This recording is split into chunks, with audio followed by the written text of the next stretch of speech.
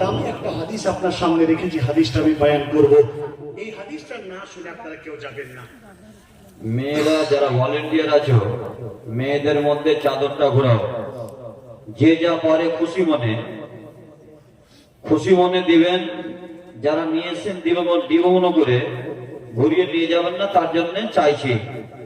ভাই বাবাদেরও বলছি, যে যা পারবেন দিবেন। আপনারাই দিয়েছেন। যেনারা বাইরে থেকে মেহমান এসছেন, হয়তো দেওয়ার নিয়ত করে এসছেন, 10 টাকা, 20 টাকা, 100 টাকা, 50 টাকা দিয়ে শেষ দোয়াটা করে যাবেন। আচ্ছা, হাদিস বলবো, এই হাদিস না শুনে কেউ যাবেন না।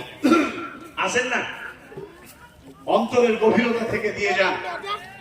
আজকে এই মসজিদের উদ্দেশ্যে যার যা ভান্ডারে আছে একটি কথা বলতে চাই।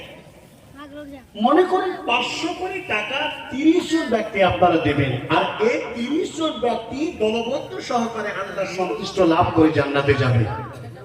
মহিলাদের মধ্যে, পুরুষের মধ্যে আল্লাহর ওয়াস্তে যারা আছেন, হৃদয়ের গভীরতা থেকে আপনি একবার সাড়া দেন। বিশেষ কথা, উঠে যাবেন না, আমার হাদিসটা শেষ করে উঠে যাবেন না।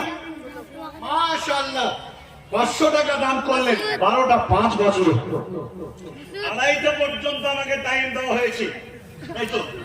12:30